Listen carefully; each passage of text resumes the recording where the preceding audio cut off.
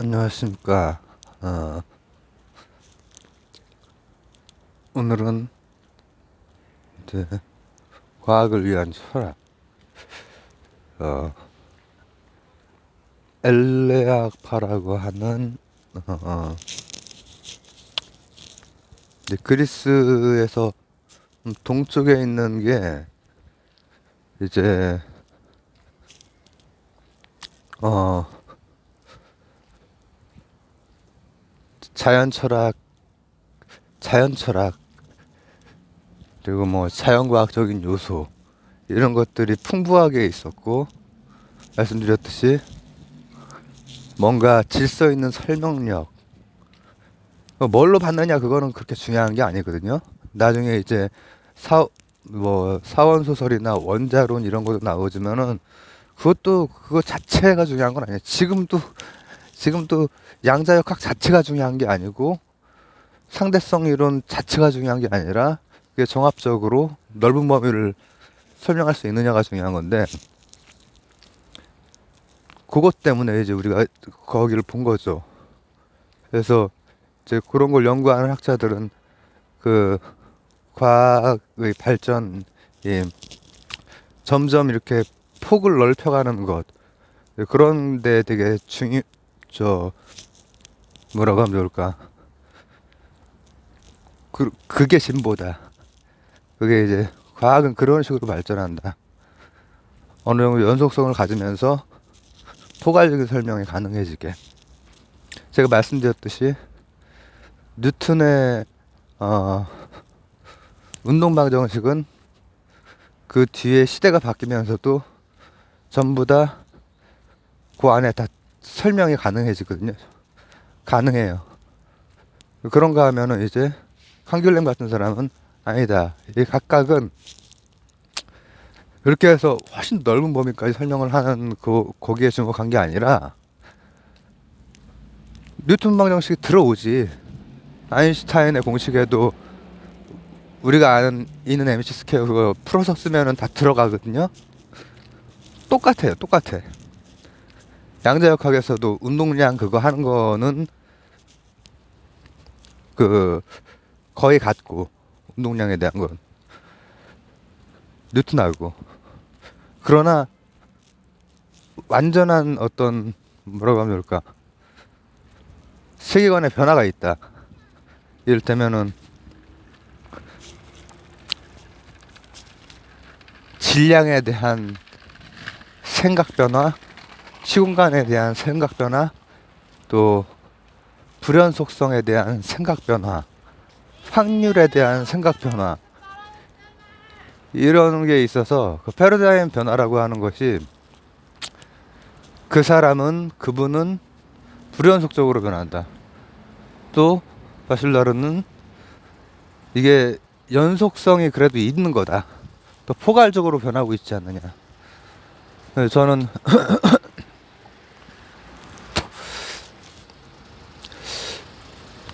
다 틀로 보기 때문에 연속적이고 불연속적이고 간에 확실한 거는 조금 더 보편적이고 정합적이면은 쓸 수 있다. 이렇게 생각을 하죠. 이렇게 생각을 하고 몇 개의 결절점은 좀 불연속적인 것처럼 많이 보이긴 하죠. 하지만은 아인슈타인 직전에 시공간에 대한 물리학뿐 아니라 수학 같은 데에서도 많은 그 생각들, 논의들이 있었고, 또 이제 양자역학 같은 경우에는 일단은 관측되는 게 이상한 불연속적인 게 관측이 되니까, 그리고 그거에 대해서 나름의 불연속적인 방식의 설명들이 등장을 하고, 이런 과정에서 이제 양자역학도 이제 꽃을 피우는데,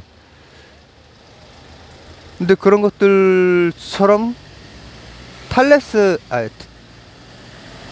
포함한 그쪽의 자연 철학자들, 그분들은 보통 자연 철학자들이라고 많이 해요. 앞쪽 요약을 5분이나 하고 있네. 그분들이 이제 했던 것도 그 안에 어, 자연 철학, 자연 과학으로 분과되기 전의 것이긴 하지만 질서를 담고 있고, 그리고 그런 질서라든지 이런 것들이 부분적으로 지금까지도 영향을 주고 쓰이고 있다는 말이죠. 예시로 들었던 게 메커니즘이죠. 메커니즘. 지수화풍 중에서 풍에 해당되는 공기에 대해서 사유를 해나갈 때 수축 팽창, 그거 말고 정신적인 걸로 가는 거, 그런 게 이제 다 시대의 한계는 있어요. 시대의 한계는. 그래서 데카르트 같은 근대 철학의 비조도 송과선 같은 걸 만들었죠.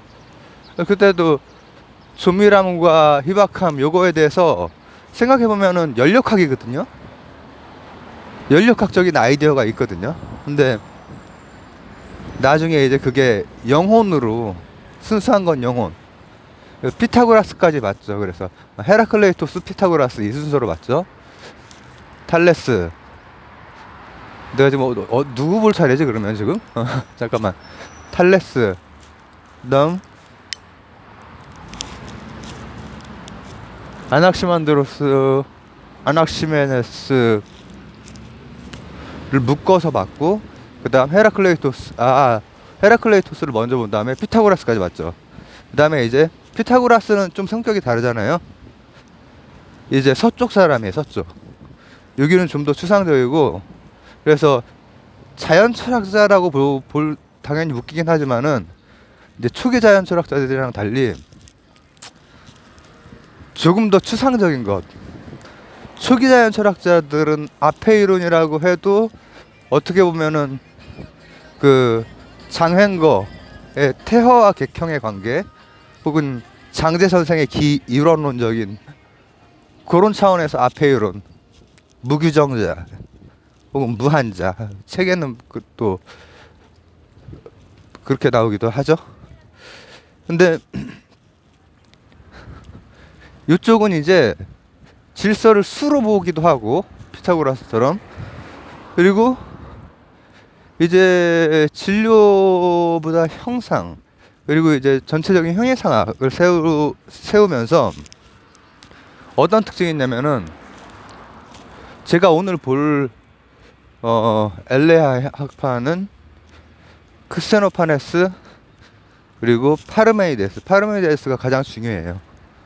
재미있게도 헤라클레이토스랑 반대쪽에 서 있는데 이 두 사람이 나중에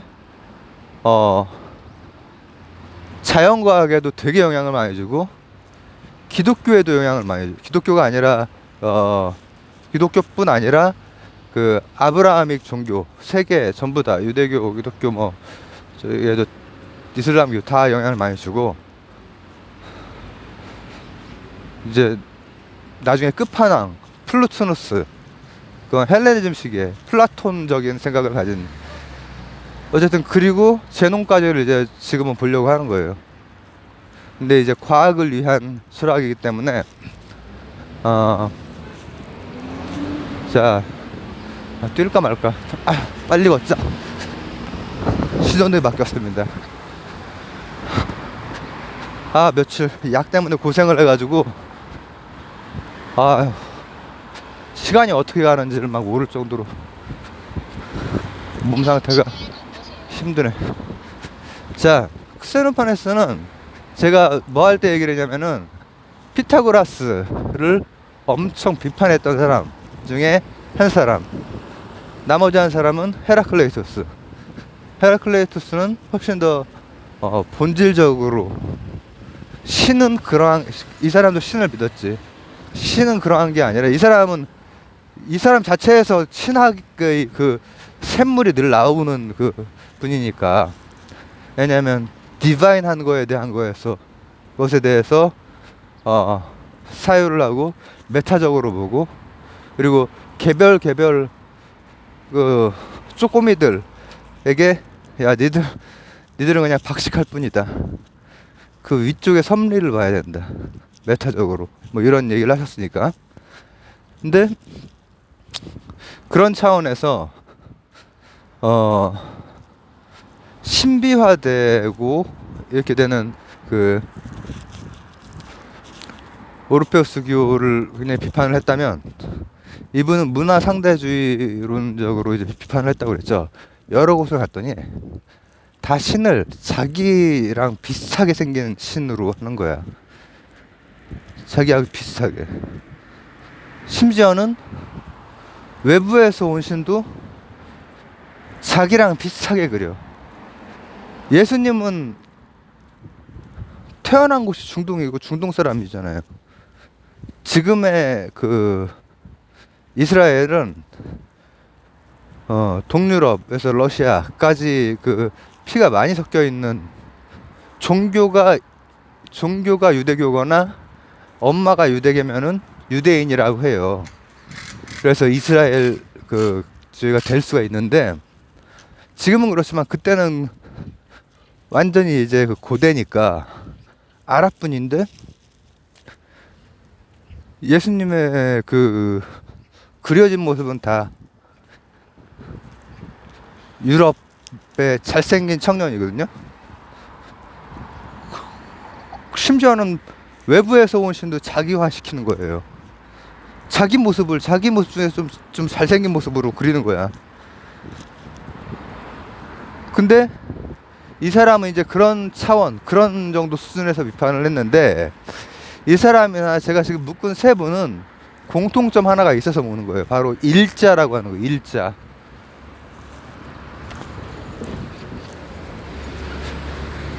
일자라고 하는 것인데, 바로 이제 헤라클레이토스 요 시기에 인식론이나 존재론에 대해서 굉장히 메타화 시킨 다음에 그걸 그런 길을 열어놨죠. 되게 단편이지만 그 정도의 깊이 있는 수준의 그것들이 많이 보인단 말이죠. 근데 크스노파네스나 파르메니데스나 제론 같은 경우에는 이제 그런 기반들, 서로 영향도 거의 실시간으로 막 주고받고 하면서 굉장히 사유가 많이 발달을 하죠. 그쪽 동네가. 근데 이 사람이 보기에 세상의 그 원래 아르케를 찾는 거였잖아요. 세상의 그 원질, 그리고 세상의 그 원리, 이런 걸 찾는 진짜 뭔가 하는 그런 차원에서 이쪽은 조금 더 추상적이고, 이 뭐라고 하면 좋을까, 어떻게 보면은 피타고라스가 그랬듯이 좀 수학적이야. 수학적인데, 수학적이라기보다 논리적이야. 논리적 질서. 그래서 그들의 논리를 따라가면은 그들의 말이 현실과 정합성이 없는데도 불구하고 일단은 수용할 수밖에 없게 되는, 전체가 일자라고 하는 건 뭐냐면은 완전한 것에 대한 그 갈망. 그래서 제가 이거 이제 진행을 원래는 상고시대, 즉 소크라테스 그 즈음 이전까지만 하려고 하다가, 아리스토텔레스나 헬레니즘이나 아니면 그 이후에 이제 과학 철학하는 그분들도 한번 해볼까 그런 생각을 하는데, 요걸 통으로 이렇게 전체로 본다. 그리고 부동의 일자, 움직임이 없다, 진공도 없다. 기본적으로 그런 일자에 대한 이 전체를 통으로 보는 그런 생각. 근데 이런 것들이 결국은 우리가 그 칸트 이렇게 보면은 선험적인 뭐 이런 거, 그 선험적 이런 표현을 쓰잖아요. 이제 아프리우리, 우리 인간이 가질 수 있는 그 세상을 보는 여러 관점들 중에서 동서고금에 겹치는 것들이 많이 있어요. 예를 들면은 이 전체를 통으로 보는 거, 어떤 게 있을까?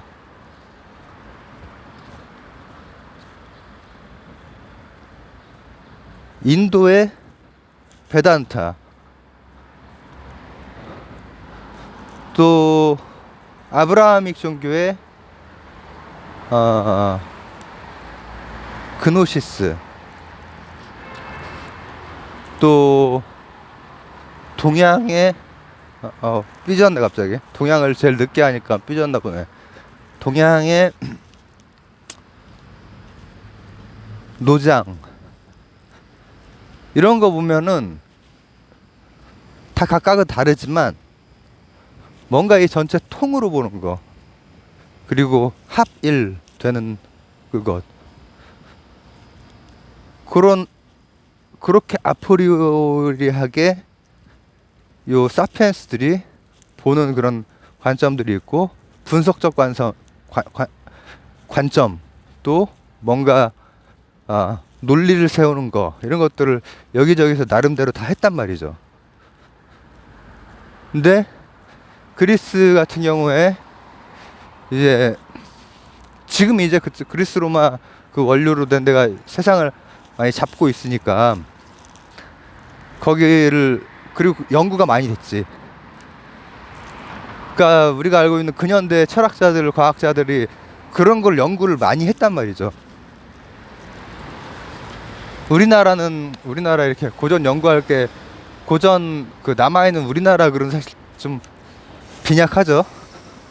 5,000년 역사라고 하는데 환단고기를 제끼고 나면은 너무나 빈약하단 말이지. 그래서 중국 기록에서 이제 그 연구를 해야 되고. 근데 중국 기록도 한자 문명권 내에서는, 유럽에서는 야 너희들 그리스 아니잖아, 넌 프랑스 사람이잖아 한다고 해서 그 헬라어로 된 그런 단편들을 연구하고 이런 걸 못하거나 그런 게 아니거든요. 우리나라도 이제 이를테면 한자 문명권 같은 곳에서 쓰였던 공통의 그 자원이란 말이죠. 그 언어나 생각이 충분히 연구가 가능한 거지. 이번에도 또 건너야 되나 말아야 되나. 이번에는 건너지 말자.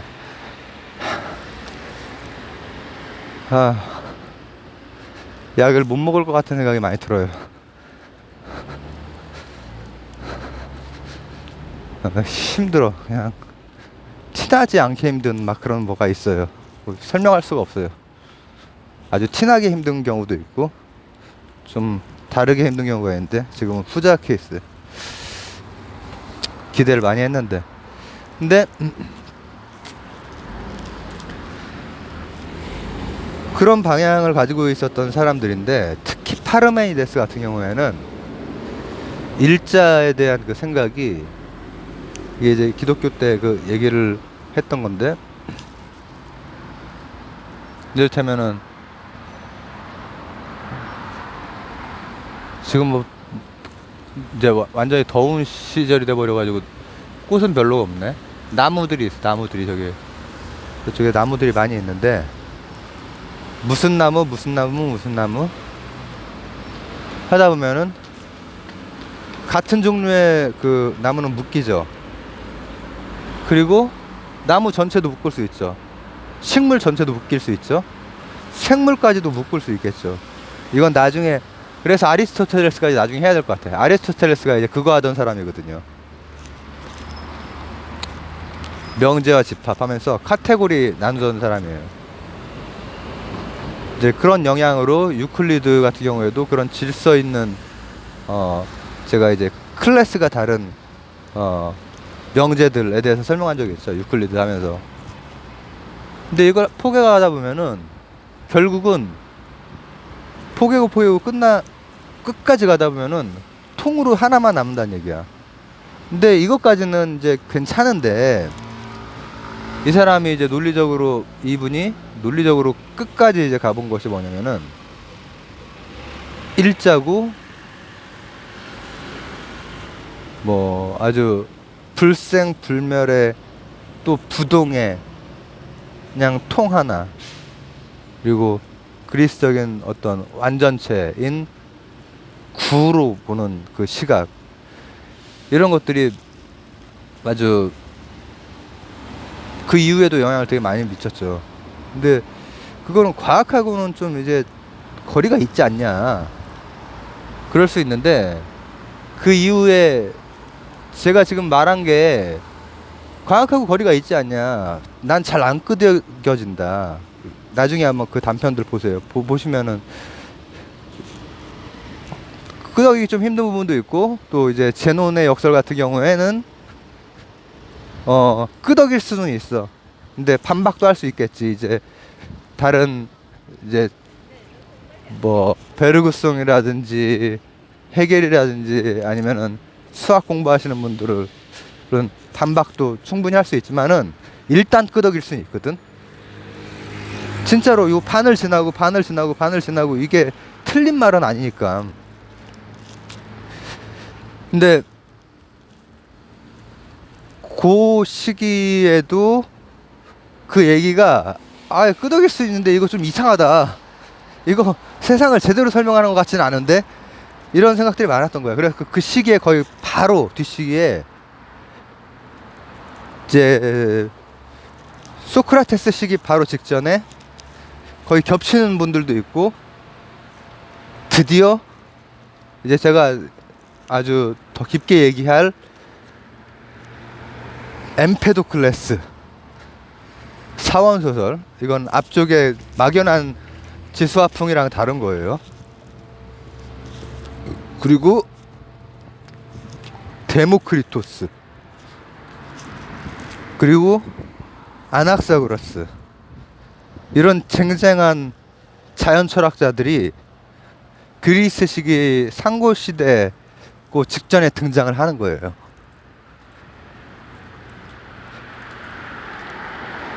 그 상고 시대의 마지막 부분에. 그리고 이제 그 상고 시대 그때는 소피스트들이 등장하는데 그분들도 자연 철학을 다 가지고 있어요. 심지어는 소크라테스, 플라톤, 아리스토텔레스 다 가지고 있잖아요. 우리가 만약에 그 이후 거를 보게 된다면은 물론 아리스토텔레스 정도만 보게 되겠죠. 왜냐하면 그 앞쪽에는 이게 왜 자연 철학을 가지고 있냐면, 그때는 철학이 뭔지 알고 싶으면은 철학의 반대가 뭔지 알면 돼요. 철학이 필로소피인데 그 반대를 언필로소피라고 안 하고 미토스라고 해요. 신화.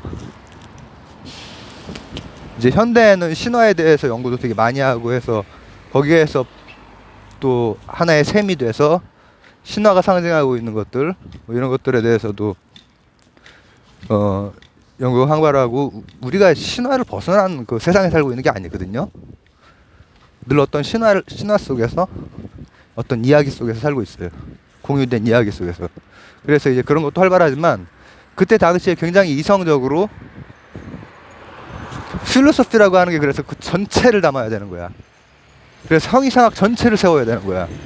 그렇기 때문에 다 세웠어. 그래서 소크라테스나 플라톤도 그거에 대해서 한마디씩 했고, 플라톤 같은 경우에는 기하학을 모르면 꺼져라, 이런 얘기도, 이런 것도 그 현판에다 써붙였잖아요, 아카데미아에. 그 정도로 이제 그 어떤 과학하고 다 포함이 되어 있는 거야, 세계관 안으로. 이건 헬레니즘 시기에도 다 마찬가지예요. 헬레니즘 시기에도 자연 철학을 이루는 그 부분들도 다 꼼꼼하게 다 그 안에 들어가 있어. 근데 파르메니데스가 깨지는, 바로 그 뒤에 깨지는 게, 맞다, 부동의 일자. 그러니까 그걸 왜 하려고 한 걸까?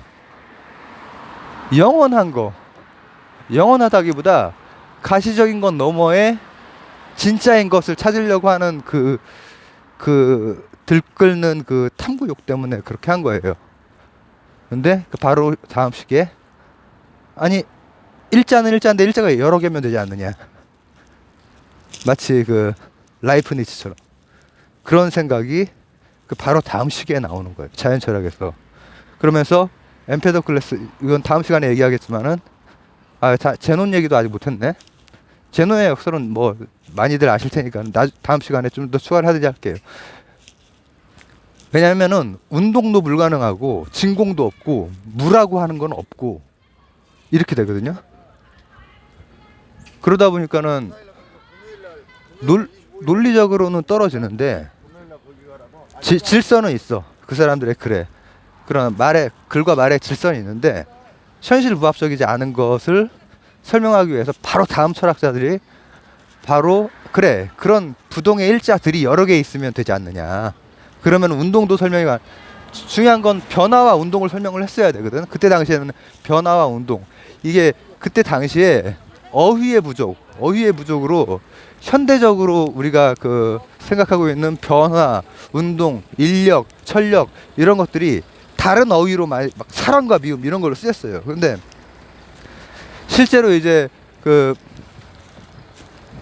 아직 고대적인 생각도 여전히 있었던 것도 사실이지만은 근데 이제 그 뒤에 이제 분들은 사원 소설이나 아니면 원자론이나 아니면 종자론 특히 종자론이 되게 중요한데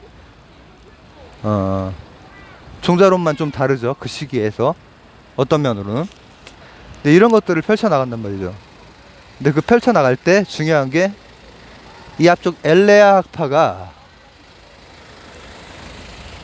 어떻게 움직이지 않는 한 단일한 동그란 부동의 것 그 자체는 아무것도 거기에서 뭐가 나오냐 어떤 개 안에서 보존법칙 성립 이런 생각이랑 다 있는 생각이에요. 이게 내가 지금 억지를 쓰는 게 아니라 과학사를 연구하는 분들이 이제 그렇게 다 그 분석을 하신 것란 말이죠.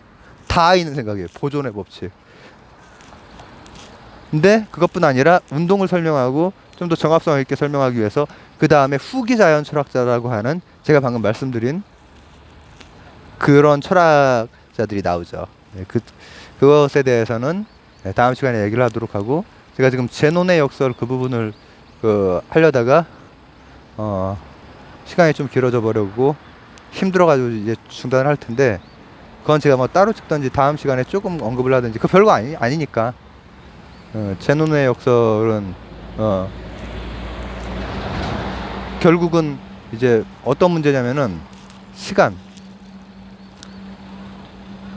시간이라고 하는 변수를 그리스에서는 헤라클레이토스를 제외하고는 대부분 시간을 변수로 취급을 안 하는 그 세상을 영원 불변이니까 그것 때문에 발생한 공간화시킨 그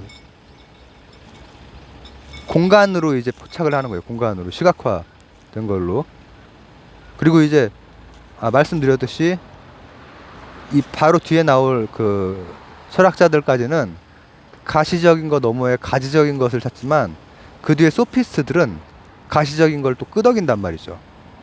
끄덕이고 여기에서 출발할 수 있다. 칸트처럼.